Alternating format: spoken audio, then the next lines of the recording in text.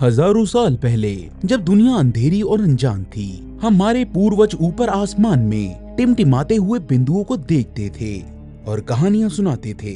वो बिंदु उनके लिए सिर्फ रोशनी नहीं थी, बिछड़े हुए प्रेमी थे, शिकारी और जानवर थे जिन्होंने आसमान में अपना घर बना लिया। हर तारे की एक कहानी थी, एक मतलब था। आसमान एक अनंत कहानियों की किताब थी। सदियां बीत गई, हमने आग से एटम तक का सफर तय किया, लेकिन एक चीज नहीं बदली। आज भी हम आसमान की तरफ उसी हैरानी, उसी जिज्ञासा से देखते हैं। बस अब हमारी कहानियां बदल गई हैं। अब हम इन तारों में प्रेमी नहीं, बल्कि दूसरे सोलर सिस्टम्स और एक्सोप्लैनेट ढूंढते हैं। हम आज भी कहानियां सुनते हैं, लेकिन अब हमारी कहानियों की स्याही विज्ञान है और उसके पन्नों पर मैथमेटिक्स के इक्वेशन लिखे हैं। लेकिन क्या हो अगर मैं आपसे कहूँ कि एक ऐसी कहानी है जो मिथ और रियलिटी के बीच की दीवार को तोड़ देती है। एक जगह जो इतनी दूर है कि वो एक सपने जैसी लगती है, लेकिन इतनी असली कि हम उसका नाम, उसका पता, उसके तारे के रंग तक जानते हैं। एक ऐसी दुनिया जिसने हम 21वीं सेंचुरी के इंसानों को उम्मीद और हैरानी से भर दिया। उस दुनिया का नाम है केपलर 22b। नमस्ते दोस्तों, मैं आपका दोस्त और आज हम एक सफर पर चलेंगे और ये सफर लाइट ईयर्स में नापा जाएगा, लेकिन हम इसे अपनी कल्पना और विज्ञान के पंखों पर तय करेंगे। हम केपलर 22b की पूरी कहानी को खंगालेंगे, इसकी खोज से लेकर इस पर जीवन की संभावनाओं तक और उस सबसे बड़े सवाल तक कि क्या हम इंसान जो कहानियां सुनते सुनाते यहाँ तक पहुँचे हैं, कभी इस नई कहानी का हिस्सा बन पाएंगे। अपनी कुर्सी की पेटी बांध लीजिए, क्योंकि ये सफर आपके सोचने का अंदाज बदल देगा। केपलर 22b की कहानी को समझने के लिए हमें पहले इंसानियत की सबसे बड़ी गलतफहमी को समझना होगा। सदियों तक हमें लगता था कि हम ही सब कुछ हैं। हमारी पृथ्वी ब्रह्मांड का केंद्र है और सूरज, चांद, तारे सब हमारे चक्कर काटते हैं। ये एक कंफर्टेबल सोच थी। फिर कोपरनिकस और गैलीलियो ने हमें बताया कि हमारी सोच गलत है। पृथ्वी दुनिया का केंद्र नहीं है, वो बस एक ग्रह है जो सूरज के चक्कर काटता है। ये इंसानियत का पहला कॉस्मिक डिमोशन था। हम खास नहीं थे, लेकिन फिर भी एक अहम सवाल बाकी था। क्या हमारा सोलर सिस्टम खास है? क्या हमारा सूरज अनोखा है जिसके पास ग्रहों का पूरा परिवार है? या आसमान में दिखने वाला हर तारा एक सूरज है जिसके अपने ग्रह हैं? इस सवाल का जवाब 1995 तक हमारे पास नहीं था। फिर शुरू हुआ द एक्सोप्लैनेट रिवॉल्यूशन, एक क्रांति जिसने हमें दूसरा कॉस्मिक डिमोशन दिया। हमारा सोलर सिस्टम भी अनोखा नहीं था। ब्रह्मांड ग्रहों से भरा पड़ा है और ये प्लैनेट्स हमारी कल्पना से कई ज्यादा विचित्र हैं। हमें मिला टैटोइन जैसा ग्रह जो एक नहीं, दो सूरज के चक्कर काटता है।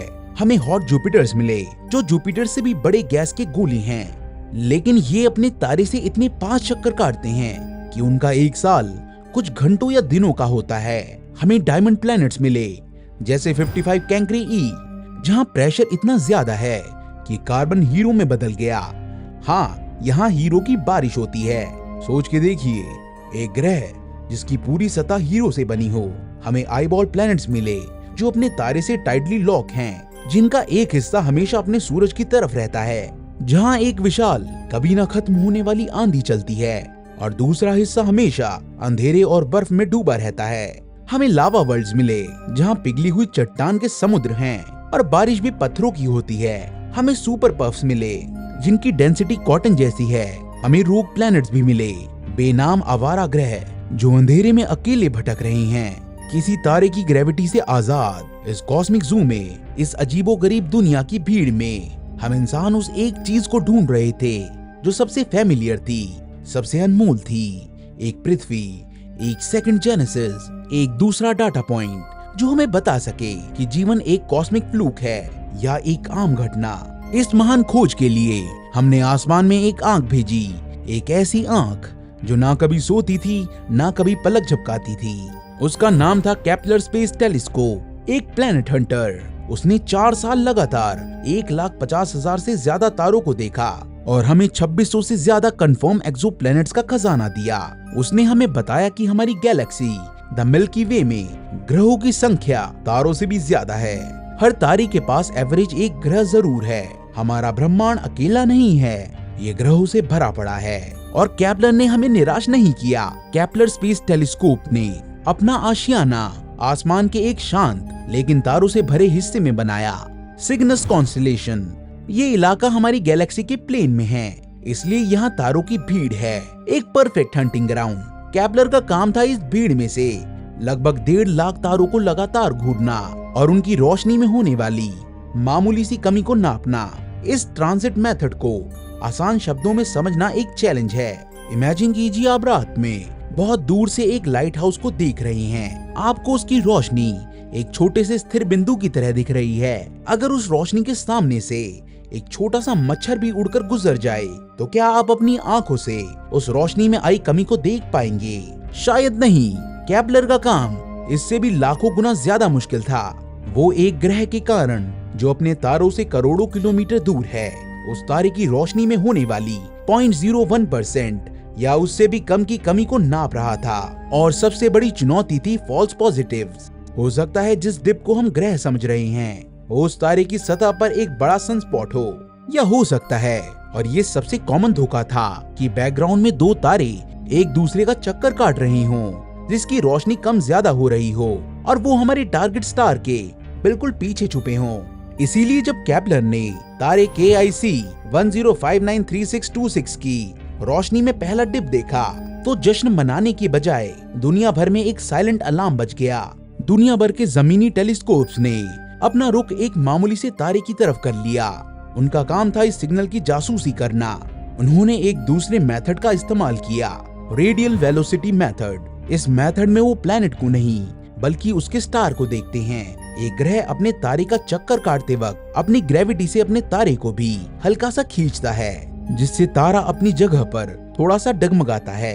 इस डगमगाहट से तारे की रोशनी के एक स्पेक्ट्रम में एक छोटा सा शिफ्ट आता है, जिसे डोपलर शिफ्ट कहते हैं। इस शिफ्ट को नापकर वैज्ञानिक न सिर्फ ग्रह के अस्तित्व को कंफर्म करते हैं बल्कि उसके मास का भी अनुमान लगा सकते हैं। सालों तक डाटा कलेक्ट किया गया, हर एंगल से जांच की गई, फॉल्स पॉजिटिव को एक एक करके काटा गया, और जब आखिरकार 3 ट्रांजिट के बाद सभी सबूत एक ही तरफ इशारा कर रहे थे, तब जाकर 5 दिसंबर 2011 को वैज्ञानिकों ने सांस ली और इसकी खोज का ऐलान किया। वो डिप एक धोखा नहीं था, वो एक दुनिया थी, एक नई दुनिया, केपलर 22b। और जब 2013 में केपलर के रिएक्शन व्हील्स ने काम करना बंद कर दिया तो लगा कि ये कहानी खत्म हो गई, लेकिन इंसानी दिमाग की जीत हुई।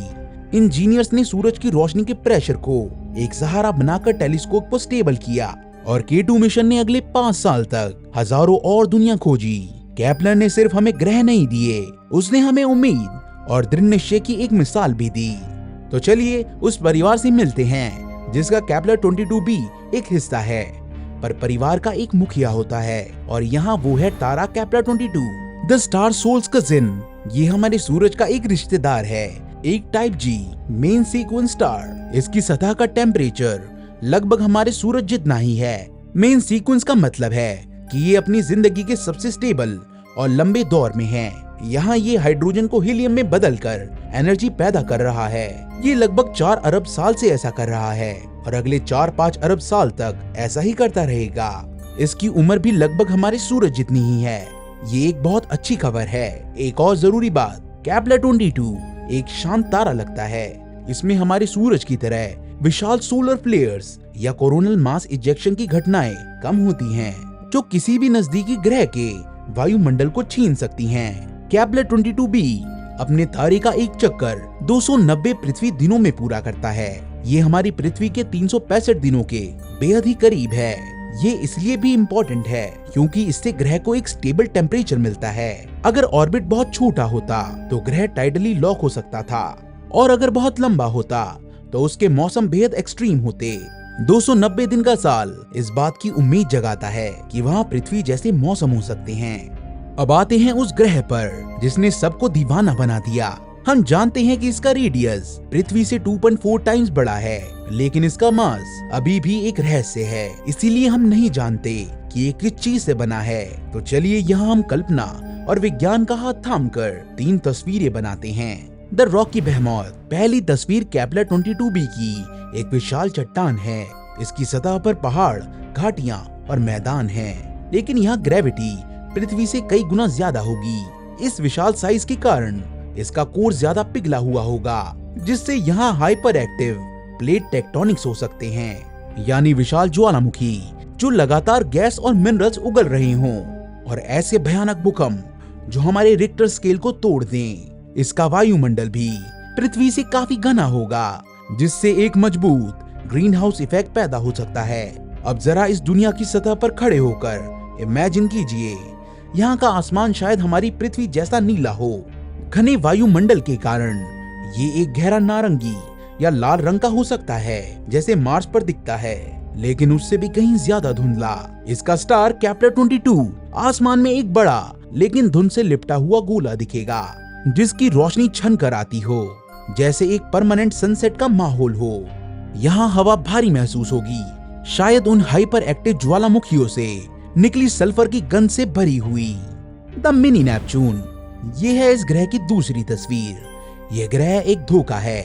ये एक सुपर अर्थ नहीं, बल्कि एक मिनी नेपच्यून है। ऊपर से नीला दिखता है, लेकिन इसका नीला रंग एक विशाल घने वायुमंडल का है, जो हाइड्रोजन और हीलियम से बना है। इस गैस के नीचे शायद एक छोटा सा रॉकी कोर हो। इसके वायुमंडल के नीचे कोई सतह नहीं है। अगर आप इसमें उतरेंगे तो प्रेशर और टेम्परेचर बढ़ता जाएगा, जब तक गैस एक अजीब सुपर क्रिटिकल फ्लूइड में ना बदल जाए, जो ना लिक्विड है और ना ही गैस। यहाँ चलती हुई विशाल हवाओं की गर्जना होगी, जो सदियों से इस ग्रह पर गूंज रही है।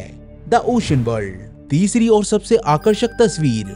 केपलर 22b पूरी तरह से पानी से ढका है, एक ग्लोबल समंदर जहाँ जमीन का कोई टुकड़ा नहीं। यहाँ का आसमान कैसा दिखेगा? हमेशा नमी से भरा हुआ, जिससे शायद हमेशा हल्की धुंध या बादल छाए रहते हों। सूरज की रोशनी इन बादलों से छन कर आती होगी, पूरी दुनिया को एक सॉफ्ट इथर्नल ग्लो देती होगी। नीचे समंदर की सतह पर विशाल लहरें उड़ती होंगी, क्योंकि यहाँ कोई आइलैंड नहीं है जो उन्हें तोड़ सके।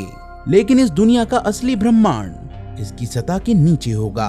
अगर आप इस समंदर में उतरेंगे तो रोशनी जल्दी ही खत्म हो जाएगी और आप एक अनंत अंधेरे में समा जाएंगे।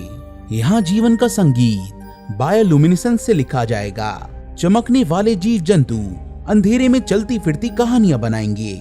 यहाँ जमीन का मतलब वो समुद्री ज्वालामुखी होंगे जो गर्मी और मिनरल्स उगल रहे होंगे और अंधेरे में जीवन के ओएसिस बना रहे होंगे। इस दुनिया के इंटेलिजेंट प्राणी अगर हुए तो उनके लिए ऊपर और नीचे का मतलब हमसे बिल्कुल अलग होगा। केपलर 22b अपने परिवार में अकेला नहीं हो सकता। हमने अभी तक सिर्फ उसे ही देखा है, क्योंकि उसका ट्रांजिट डिटेक्ट करना आसान था। लेकिन प्लैनेटरी फॉर्मेशन के मॉडल्स बताते हैं कि जहां एक ग्रह होता है वहां अक्सर और भी होते हैं। तो चलिए इस अनजान परिवार के बाकी सदस्यों की कल्पना करते हैं। हो सकता है तारे के बहुत पास एक हॉट जुपिटर हो, केपलर 22a जो गर्मी से झुलस रहा हो सकता है केपलर 22b के बाद उसके हैबिटेबल जोन के आखिरी छोर पर एक मार्स लाइक ग्रह हो, केपलर 22c जो अब एक बर्फ का गोला बन चुका है और उसके भी पार आउटर रीचेस में एक विशाल गैस जाइंट, केपलर 22d अपने चंद्रमाओं के साथ इस सिस्टम की रक्षा कर रहा हो, बिल्कुल हमारे जुपिटर की तरह। ये सिर्फ एक कल्पना नहीं है, हमारे जुपिटर की तरह ये ग्रह एक कॉस्मिक गार्डियन का काम करेगा। अपनी विशाल ग्रेविटी से ये सिस्टम के बाहरी हिस्सों से आने वाले खतरनाक कॉमेट्स और एस्ट्रॉइड्स को अपनी तरफ खींच लेगा या उनका रास्ता बदल देगा। ये केपलर 22b को आने वाले कई खतरों से बचाकर जीवन को फलने फूलने का मौका देगा। ये इसकी कहानी का दिल है, वो सवाल जो हमें सोने नहीं देता। क्या केपलर 22b पर जीवन है? इसका जवाब ढूंढने के लिए हमें एक कॉस्मिक डिटेक्टिव की तरह सोचना होगा और जीवन की रेसिपी के इंग्रेडिएंट्स को एक एक करके चेक करना होगा। Ingredient 1, the liquid water. हम इस पर बात कर चुके हैं। केपलर 22b अपने तारे की हैबिटेबल जोन में है, लेकिन इससे भी जरूरी है कंटिन्यूसली हैबिटेबल जोन में होना। इसका मतलब है कि ग्रह को न सिर्फ आज बल्कि अरबों सालों तक उस जोन में रहना होगा ताकि जीवन को इवॉल्व होने का समय मिल सके। खुशी की बात यह है कि केपलर 22 एक स्टेबल तारा है और उसका हैबिटेबल जोन पिछले 4 अरबों सालों से लगभग वही है जिसने जीवन को पनपने के लिए एक स्टेबल स्टेज दिया।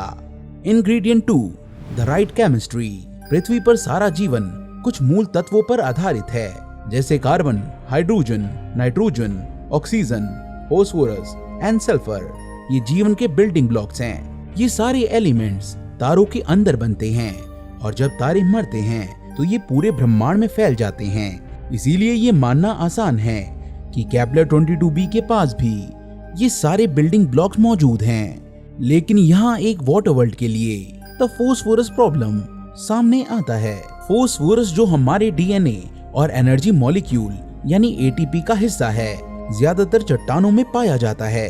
पृथ्वी पर ये नदियों के जरिए पहाड़ों से बहकर समंदर में आता है। एक ग्लोबल ओशन वर्ल्ड में जमीन के बिना ये पानी में कैसे घुलेगा? शायद वहाँ के समुद्री वोल्केनोज इस कमी को पूरा करते हों, या फिर इस प्लेनेट पर लगातार गिरने वाले कॉमेट्स और एस्ट्रॉइड्स फोस्फोरस जैसे जरूरी तत्व डिलीवर करते हों। Ingredient 3 energy.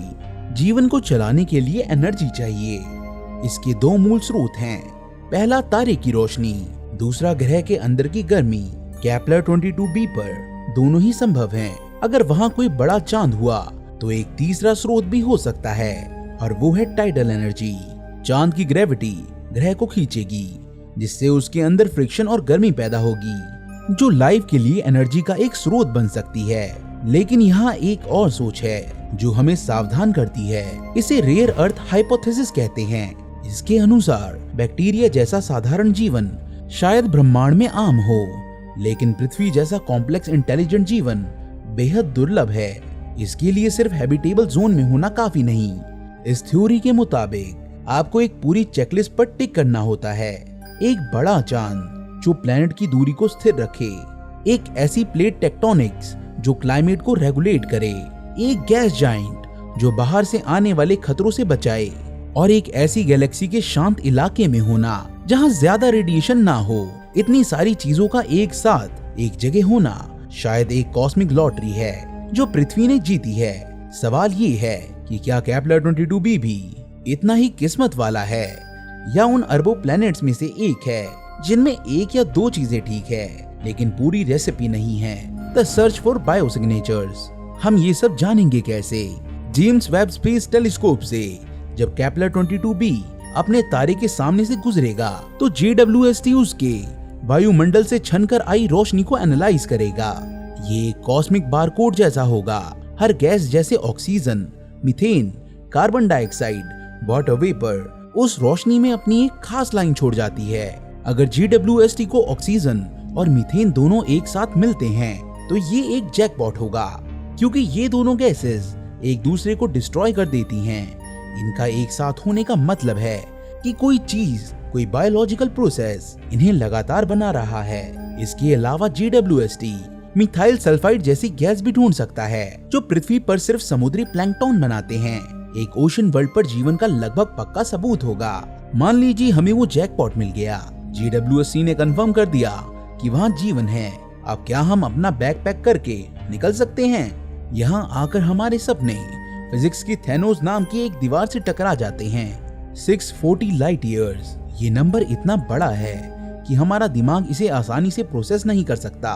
चलिए एक एनालॉजी से समझते हैं। अगर पृथ्वी से चंद्रमा तक का सफर आपका एक कदम है तो केपलर 22b तक का सफर इस पूरी पृथ्वी के 40,000 चक्कर लगाने के बराबर होगा। हमारा सबसे तेज स्पेसक्राफ्ट पार्कर सोलर प्रोब इस दूरी को तय करने में 9 लाख साल से ज्यादा लेगा। इतने समय में तो इंसानी प्रजाति ही बदल जाएगी। पर एक सवाल है कि हम लाइट की स्पीड से क्यों नहीं जा सकते? आइंस्टीन ने हमें ये बताया कि जैसे जैसे आप लाइट की स्पीड के पास पहुंचते हैं आपका मास इनफाइनाइट की तरफ बढ़ने लगता है। एक अनंत मास को धक्का देने के लिए अनंत एनर्जी चाहिए जो कि असंभव है। तो क्या कोई शॉर्टकट है जिससे हम यहाँ पहुँच सकते हैं? फॉर्म होल्स ये स्पेस टाइम में एक शॉर्टकट है, एक सुरंग जो दूर दूर के पॉइंट्स को जोड़ देती है। लेकिन इन्हें खुला रखने के लिए एक्सोटिक मैटर या नेगेटिव एनर्जी चाहिए। ये एक ऐसी चीज है जिसके अस्तित्व का हमारे पास कोई सबूत नहीं है। वार्प ड्राइव्स ये स्टार ट्रैक जैसा कॉन्सेप्ट है। आप चल नहीं रहे बल्कि आप आगे के स्पेस को सिकोड़ रहे हैं और पीछे के स्पेस को फैला रहे हैं। इसके लिए भी नेगेटिव एनर्जी की जरूरत है। ये सब अभी थ्योरेटिकल फिजिक्स के दायरे में है, इंजीनियरिंग के नहीं। लेजर सेल्स एक ज्यादा रियलिस्टिक लेकिन फिर भी एक बहुत मुश्किल आइडिया। हम केपलर 22b पर एक छोटा चिप साइज्ड नैनो स्पेसक्राफ्ट भेज सकते हैं जिसे पृथ्वी से एक विशाल लेजर एरे की रोशनी से धक्का दिया जाए। ये इसे लाइट की स्पीड के 20% तक पहुंचा सकता है। तब भी वहां पहुंचने में 3000 साल से ज्यादा लगेंगे और वापस सिग्नल आने में 640 साल। चलिए मान लेते हैं कि हमने एक जनरेशनल शिप बना लिया जो 1000 साल में वहां पहुंच सकता है। ये जहाज सिर्फ एक मेटल का डिब्बा नहीं होगा, ये चलती फिरती बंद दुनिया होगी। इसके अंदर अपने खेत होंगे, पानी को बार बार सैकड़ों सालों तक रिसाइकल किया जाएगा और हवा को साफ करने के लिए एक पूरा बैलेंस इकोसिस्टम काम करेगा। इस स्पेसशिप का हर पुर्जा, हर एक सर्किट हजारों साल तक काम करने के लिए डिजाइन करना होगा। ये इंसानी इंजीनियरिंग की सबसे बड़ी, सबसे लंबी परीक्षा होगी। अब असली चुनौती शुरू होती है। बायोलॉजी।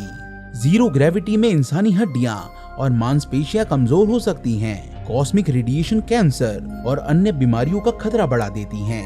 साइकोलॉजी। एक बंद मेटल के डिब्बे में कई पीढ़ियां कैसे रहेंगी? उन बच्चों का क्या होगा जो स्पेसशिप में पैदा होंगे और वहीं मर जाएंगे, जिन्होंने कभी जमीन पर पांव नहीं रखा, कभी खुला आसमान नहीं देखा। उनके लिए पृथ्वी सिर्फ एक कहानी होगी, एक माइथोलॉजी। उस स्पेसशिप पर एक नया कल्चर, एक नई सोसाइटी, शायद एक नया धर्म भी पैदा हो जाएगा। क्या वो वहां पहुंचने पर भी खुद को इंसान मानेंगे? इसीलिए सच्चाई ये है कि अभी के लिए हमारा केपलर 22b का सफर जिस्मों का नहीं बल्कि नजर और दिमाग का होगा। हमारी आंखें, हमारे टेलीस्कोप्स वहां पहुंचेंगे, हमारा शरीर नहीं। तो केपलर 22b की ये लंबी दास्तां हमें कहां लाकर छोड़ती है? ये हमें एक आईने के सामने लाकर खड़ा कर देती हैं। केपलर 22b की हर खोज, हर अनुमान, हर सपना अंत में हमें अपने ही ग्रह, अपने ही अस्तित्व की तरफ देखने पर मजबूर करता है। शायद केपलर 22b एक बंजर पानी का गोला हो, या शायद वो एक ऐसी जन्नत हो जहां जिंदगी हमसे लाखों साल आगे हो। दोनों ही सूरतों में वो हमारे लिए अनमोल है। अगर वो बंजर है तो वो हमें बताता है कि हमारी पृथ्वी कितनी अनोखी, कितनी किस्मत वाली है।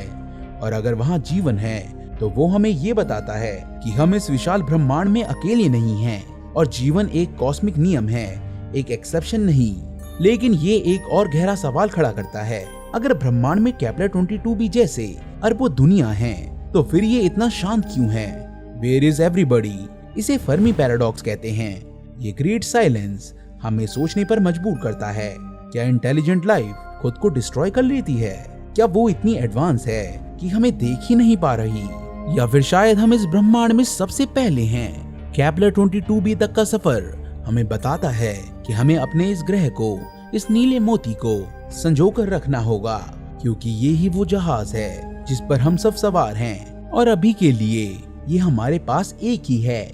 आसमान में कहानियां ढूंढना इंसानी फितरत है। केपलर 22b हमारी आज की सबसे बड़ी, सबसे रोमांचक और सबसे सच्ची कहानी है। और सबसे खूबसूरत बात ये है कि इस कहानी का आखिरी पन्ना अभी लिखा जाना बाकी है। आपको क्या लगता है, इस कहानी का अगला चैप्टर क्या होगा? क्या हम वहाँ जीवन के सबूत ढूंढ पाएंगे? हमें कमेंट्स में अपने विचार जरूर बताइए। अगर आपको इस कॉस्मिक कहानी में मेरे साथ सफर करने में मजा आया तो इस वीडियो को लाइक करें, शेयर करें और हमारे चैनल को सब्सक्राइब करें। मैं मिलूंगा आपसे अगले वीडियो में एक और ऐसी ही कहानी के साथ। तब तक के लिए ऊपर देखते रहिए और सोचते रहिए। I'll see you in the next one.